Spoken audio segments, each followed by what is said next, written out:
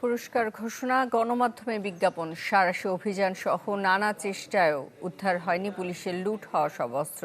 সম্প্রতি ওই অস্ত্র দিয়ে মাদকদ্রব্য নিয়ন্ত্রণ অধিদপ্তরের এক কর্মকর্তাকে গুলির ঘটনায় আবারও আলোচনায় এ প্রসঙ্গ। লুট হওয়া সব অস্ত্র উদ্ধার না হলে অরাজকতা বাড়বে বলে মনে করছেন পুলিশের সাবেক প্রধানরা। ফয়সাল হোসেনের রিপোর্ট।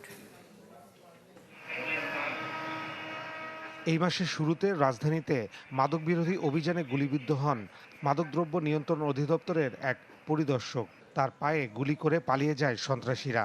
এই ঘটনায় ৩ জন সন্ত্রাসীকে গ্রেপ্তার করে পুলিশ।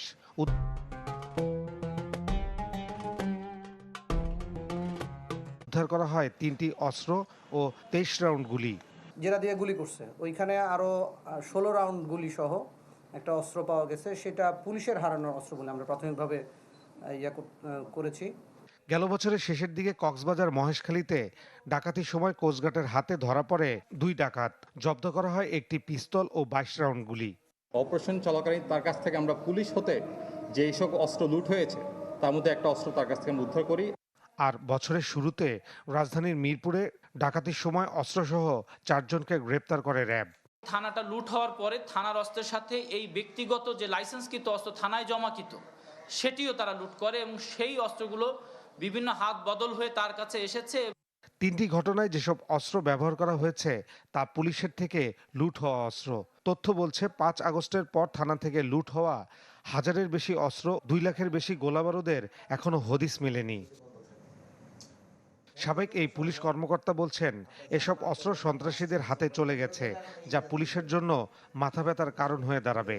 যেহেতু একটা স্টেবল গভর্নমেন্ট, গণতান্ত্রিক নির্বাচিত সরকার এসেছে, তো আমরা আশা করছি যে দ্রুত একটা ব্যাপক কম্বিং অপারেশন শুরু হবে এবং এই যে প্রায় ১৩০০-১৪০০-র মতো পুলিশের যে অস্ত্র এখনও উদ্ধার হয়নি, এগুলো উদ্ধারের একটা বড় অংশ আমরা আশা করছি উদ্ধার হবে, যেহেতু শীঘ্রই সন্ত্রাসী চাঁদাবাজ এদের তালিকা তৈরি হচ্ছে। সেই তালিকা তৈরি হয়ে গেলে, অভিযান হলে, সেই ক্ষেত্রে হয়তো একটা বড় অংশ অস্ত্র উদ্ধার করতে পুলিশ পারবে বলে আমাদের বিশ্বাস। দেশের আইনশৃঙ্খলা পরিস্থিতি ঠিক রাখতে যত দ্রুত সম্ভব এসব অস্ত্র উদ্ধার জরুরি বলে মনে করেন পুলিশের এই সাবেক কর্মকর্তা। ফয়সাল হোসেন, চ্যানেল 24, ঢাকা।